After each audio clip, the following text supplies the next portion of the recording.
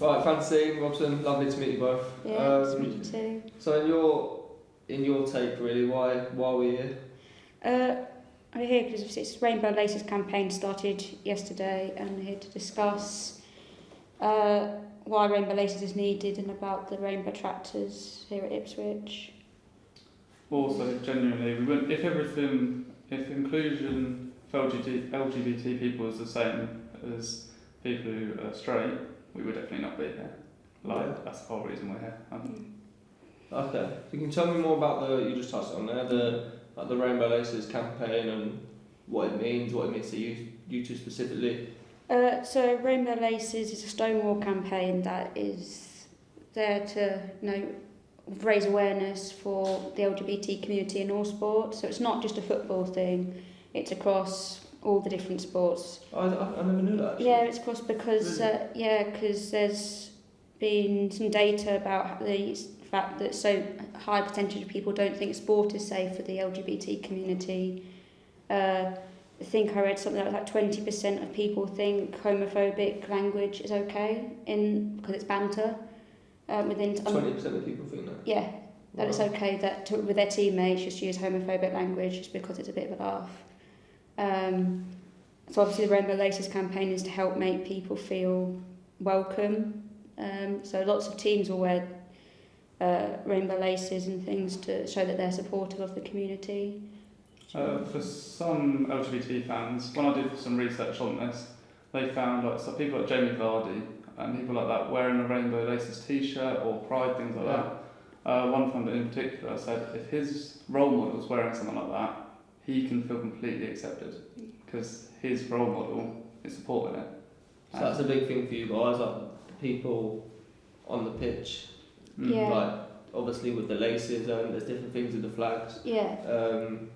So if you see the people on the pitch doing that, then obviously it's a big, not just a step in the right direction for you, but it's a big vote of confidence as well. Yeah, and I think that's a bit to know that you're somewhere where you are accepted, because there are.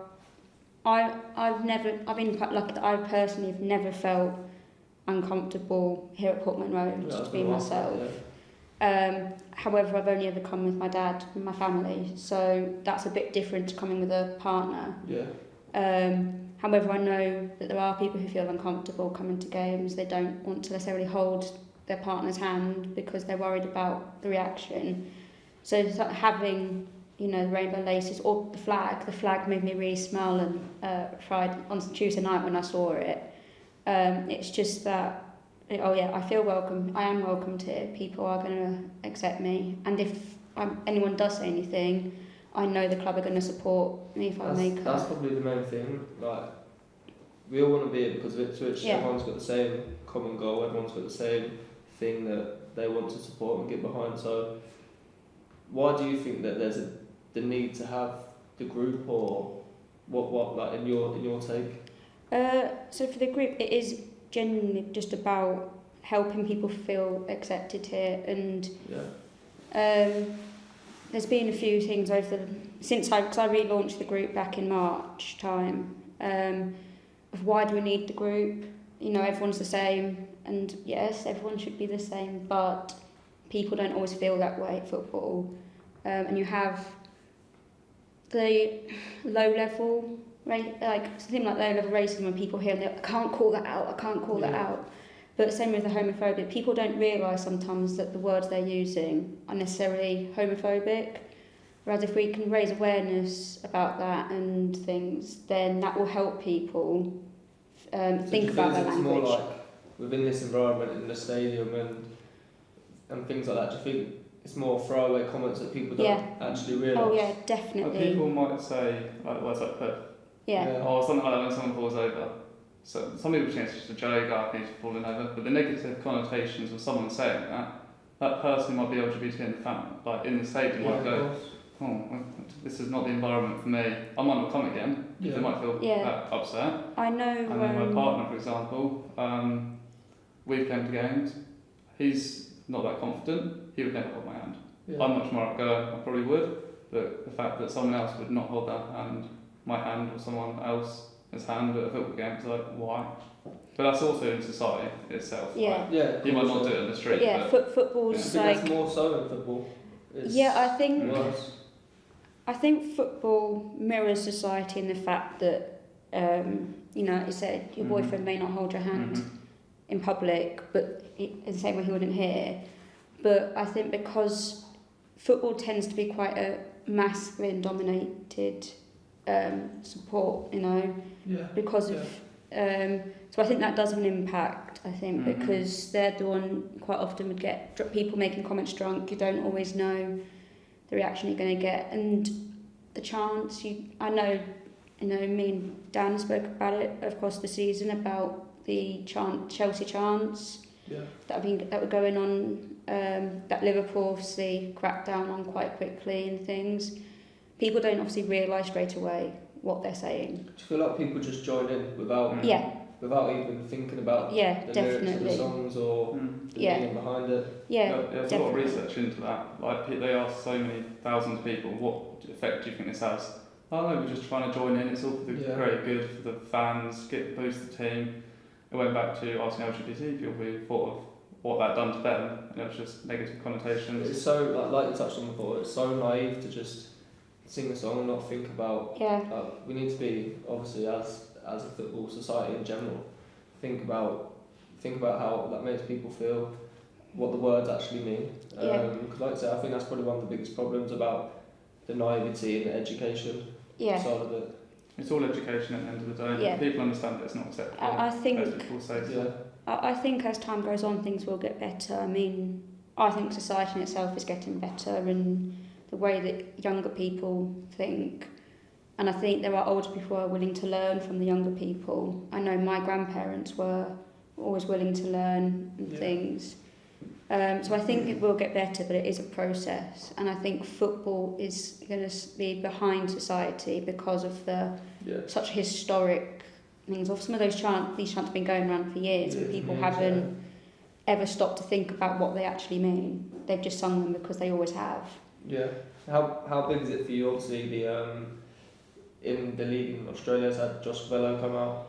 Yeah, that was huge for me, because in women's football there's loads, obviously. So personally, for me within football, I've got those role models, but I know that for young gay men, young boys, 16, so who are there, being question their sexuality, and then to see a professional footballer come out and stay playing football is huge, because they can think, I can have both. Because I know, like, Bobby Rogers came out when he was playing at Leeds, but then he retired and moved to America, so he didn't feel like he could stay playing football in the top leagues in England. So for Josh, so that screams, doesn't it? That the problem is right there already. But the fact we're here today discussing it, the fact that the fan group has been able to get a couple of football players yourself and the whole club involved, this would have not happened 5 years ago. So you definitely think it's moving? Like, I wasn't expecting to get this far as quickly as I have with the club. It was more having conversations with a player in my mind back in March was a long-term thing. That's important, like, even from like, I'm speaking on behalf of the players as well, but it's important to have fans coming to games that all feel inclusive, all feel like we're all Ipswich, we're all behind the same common goal. That's so important. No one should feel singled out or as if they can't sort of do certain things and behave how they want to behave. It's just not right. And so I stand next to a lesbian couple in the North Stand, and I pointed out to them, I said, look what we've got over there at the flag on Tuesday night, and they were so thrilled, absolutely thrilled, because so they've got one of the scarves from Phoenix Rising, because Phoenix have got their pride scarves, so they've got one of them, but when they saw that made them so happy, because that's something that we've got here in Ipswich, and so it's the first time we've got something permanent here for the group. Yeah, that's amazing. But in terms of your own experiences inside, not just here, but any football grounds, have you ever had homophobic or that sort of experience? I haven't, but I think, I don't know, you may have a different opinion. My dad has heard homophobic comments here and elsewhere. I think because I meet some of the stereotypes of a lesbian because I'm into football, so I think that kind of almost stops people saying things to me because they expect it almost. I think what you're saying about is completely different for me personally, because I'm potentially what they say is straight acting, which is completely the wrong thing to say. Yeah. I'm just more masculine, but that's what a lot of people say. So I played football, so no one expected anything. You don't meet the stereotypes. It's the people who are more feminine, like for gay people. If that's why they might not be. You might not see as many at football because they might not feel comfortable. Yeah. Whereas because I look like a football fan, I act like the stereotypical football fan. That's probably why I don't hear anything, especially not to myself. So my dad's had comments through social media. He does Kings of Anglia, and my dad's not afraid with what he wears. He used to be. He's not. So he comes with bright pink clothes and stuff. Yeah. And I've seen comments on Twitter making comments about what he wears because he's wearing pink. Just because of that. Yeah. Which is, so everyone should be able to wear what they want. Yeah, football doesn't just have to be football. You wear a football shirt and things to a football game. I think that's probably one of the biggest things moving forward is being aware that it's absolutely fine to be who you want to be, whatever you want to be within a football ground, within society. But I think obviously we can have more control on what happens here at Portman Road, but I think moving forward there needs to be that awareness. So obviously we're asking fans to just have that little bit of awareness. You might understand people have a lot of drink on game day and things like this, but it's not an excuse. It's not an excuse in the slightest. So that obviously definitely needs to be looked at. But hopefully even just having this conversation is a little bit of awareness and from your part as well. But what do you think needs to improve, or what more can be done? I think more conversations such as this with the club, just getting it from our point of view, because you as players, you might not, as you might not know as much of it about us. It's all about education. More we can educate the club and help the club out, it's going to then help the LGBT fans of Ipswich Town. So I'm learning from other fan groups of what they've done for what we can do here as well. So it's just using the resources and things that are out there to find ways of moving forward as a club to stop things happening on the terraces. But also just to help people feel comfortable when they come here. I think that's probably hit the nail on the head. The feeling comfortable whilst you're here, supporting your team, is what everyone wants. I don't want to speak for you, but that's probably the ultimate goal. That's exactly what you want. Yeah, definitely. That is the aim goal, is for everyone to feel comfortable here, no matter how they identify. I think the ultimate goal would be for this fan group to never have to exist in the first place. So eventually one day this fan group will never be needed, and that's the job done. And so really that's what we're working towards is that. We've had to create a fan group, but then the ultimate aim is to not have a fan group because you're just not needed. You'll already it's accepted. It's probably the best way to finish, I'd say. Well, it's lovely talking to you. It's probably a bit eye-opening to myself as well to hear those views, because like I say, we turn up on a game day, play the game, go home, more or less.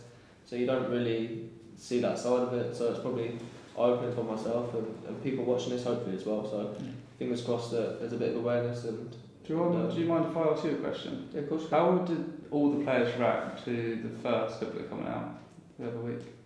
Everyone, it's a strange one. Everyone expected it. Do you know what I mean? Like, we were just talking there. 92 teams in the top 4 divisions in England. That has some point soon. There's if you say 20 people in a squad on average, that's nearly 2,000.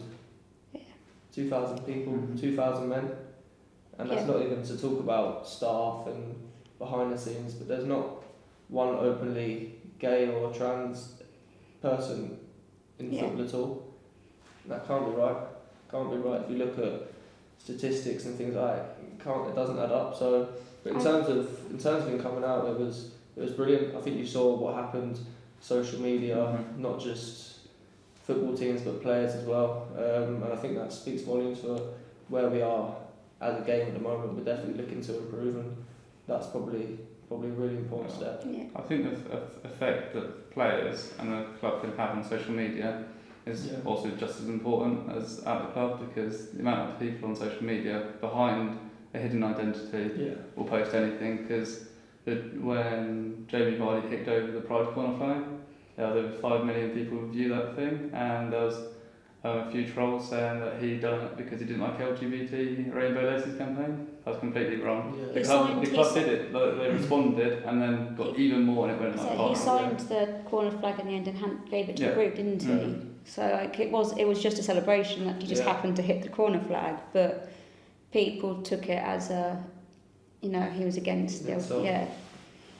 And that's important as well, but like I say, these conversations are the first step of probably a successful, hopefully, for this to not exist, because we don't, like you say, the end goal is to not have a group, it's for everyone to come to Portman Road, to football grounds in general, and feel comfortable.